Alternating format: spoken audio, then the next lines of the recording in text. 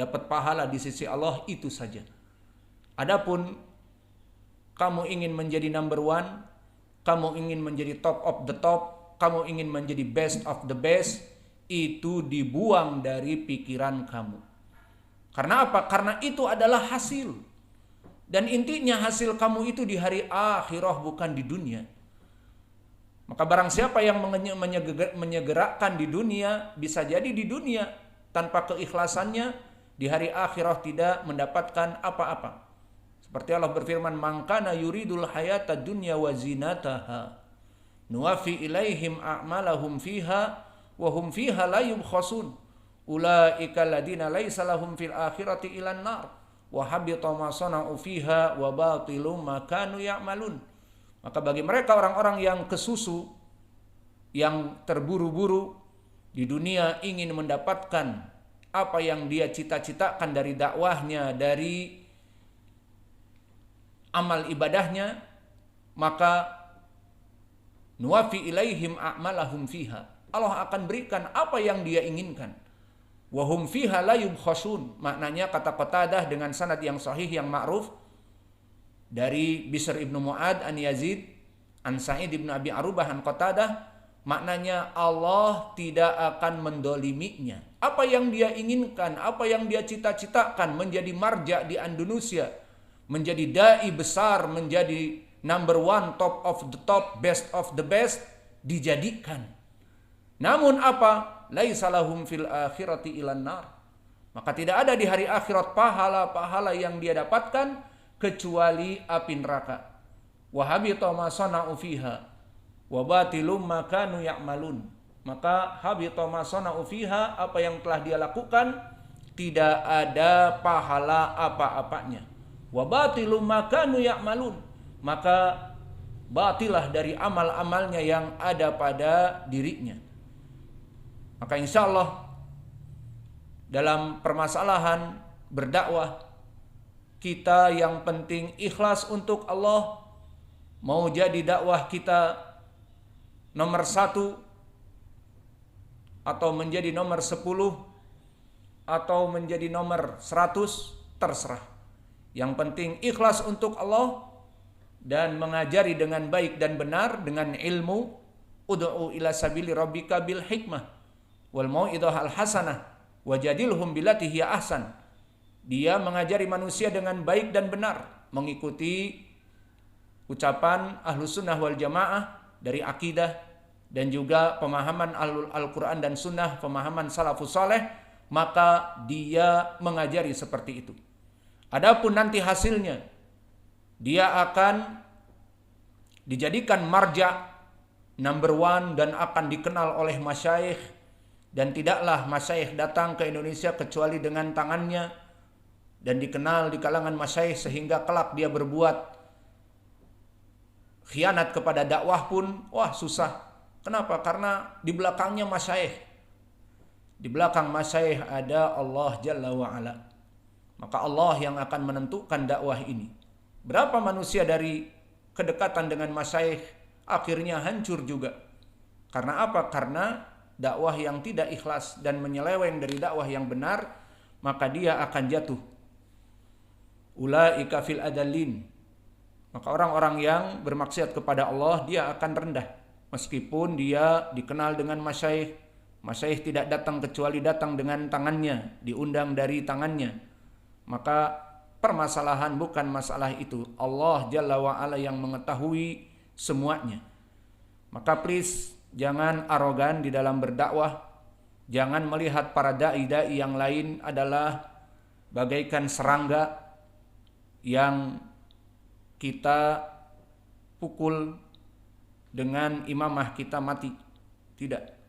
Maka mereka adalah da'i-da'i ilallah.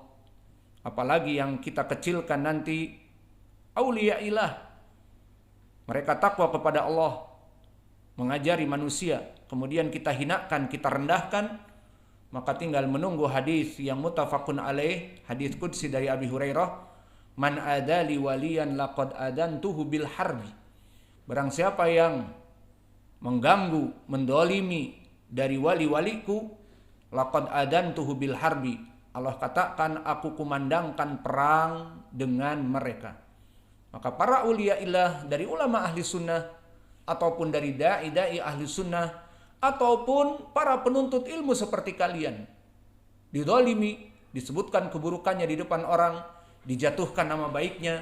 Kalau mereka menjadi da'i, maka di turn off, tidak boleh berdakwah lagi. Kalau dia menjadi mudir, maka murid-muridnya dihasut, pengurusnya dihasut agar dia diusir. Dan itu yang terjadi kepada Luqman Ba'abduh, dan akhirnya dia ditinggal seorang diri, dan akhirnya dia jatuh di dunia. Dan nanti di hari akhirat masih banyak orang-orang yang terdolimi yang akan menuntut dari kedolimannya di dalam dakwah. Kedoliman di dalam dakwah lebih dolim daripada orang yang mengambil, mencuri harta seseorang. Ini di dalam dakwah. Berapa orang yang terkena imbas dari kesalahan dakwahnya, dari kedoliman dakwahnya. Allahul musta'an. Kembali kepada Abu Isa At-Tirmidzi. Maka Imam Al-Bukhari mengatakan, aku lebih mengambil dari kamu wahai Tirmidzi banyak daripada kamu yang mengambil ilmu dariku. Dan berkata Imran ibnu Allan dari kekuatan Imam At-Tirmidzi, mata Muhammad ibnu Ismail Al-Bukhari walam yukhlif bi Khurasan mithlu Abi Isa fil ilm. Maka meninggal Imam Al-Bukhari dan tidak ada di Khurasan yang mempunyai ilmu mumpuni dari murid-muridnya Imam Al-Bukhari kecuali Imam At-Tirmidzi.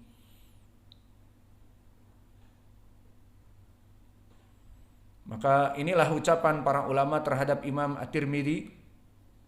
Dan di sini min babil faidah, Imam At-Tirmidzi yang agung seperti ini dan ma'ruf, Ibnu Hazm di dalam kitabnya Al-Muhalla mengatakan majhul. Kita katakan justru dia yang majhul. Imam At-Tirmidzi yang ma'ruf seperti ini dikatakan majhul, maka ini menjadi pendalilan bahwa Ibnu Hazm tidak dijadikan marja ucapannya dalam permasalahan al-jarh wa ta'dil. Meriwayatkan dari gurunya Qutaibah ibnu Sa'id. Maka Qutaibah ibnu Sa'id Abu Raja al-Baglani, dan dia dari Baglan As-Saqafi, dan dia termasuk dari gurunya Imam Al-Bukhari. Maka di sini bersatu gurunya Imam At-Tirmidzi dengan Imam Al-Bukhari. Dan Abu Raja al-Baglani di atas derajat sikoh, disikohkan oleh Abu Hatim dan yang lainnya. Berkata Imam Ahmad asna alaih, maka Imam Ahmad memujinya dan diangkat derajatnya di atas derajat sikoh oleh Imam An-Nasai, siqatun saduk, dan berkata Al-Hakim siqatun ma'mun. Maka ini semuanya di atas derajat sikoh. Dan diriwayatkan oleh Abdul Aziz ibnu Muhammad Ad-Darawardi. Abdul Aziz ibnu Muhammad dia adalah Ad-Darawardi. Ad-Darawardi Al-Madani Al-Juhani dari Madinah. Maka dia rawi yang pas-pasan, saduk, hasanul hadis. Disebutkan oleh para ulama sayyi'ul hifdz. Kata Abu Zur'ah, hafalannya rusak. Dan dipuji oleh yang lainnya. Maka Imam Malik kana yuwathiqhu. Imam Malik dulu memujinya. Maka yang lebih baik adalah awsatuha. Khairul umur awsatuha. Maka para ulama banyak yang mensikohkan dan sebagian ada yang mendhaifkan, dan dhaifnya kembali kepada hafalannya. Seperti tadi Abu Zur'ah mengatakan sayyi'ul hifdz, hafalannya buruk. Maka di sini kita dahulukan ucapan pendhaifan, namun dia di atas derajat sikoh tadi atau sikoh, maka kita gabung antara sikoh dengan dhaif menjadi hasan. Maka Imam An-Nasai pun mengatakan laisa bil qawi. Maka yang rajih wallahu alam dia saduq hasanul hadis. Seperti Yahya Ibnu Ma'in mengatakan laisa bihi ba's. Maka dia rawi yang pas-pasan.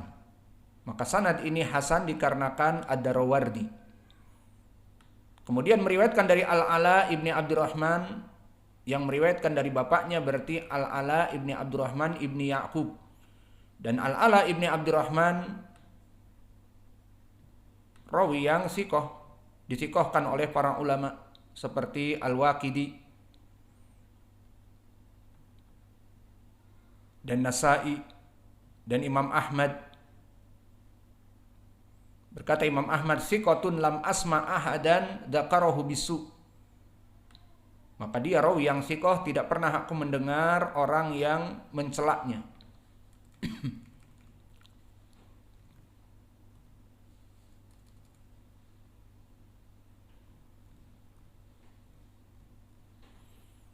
Kemudian meriwayatkan dari bapaknya Abdurrahman ibnu Ya'qub al-Juhani al-Madani.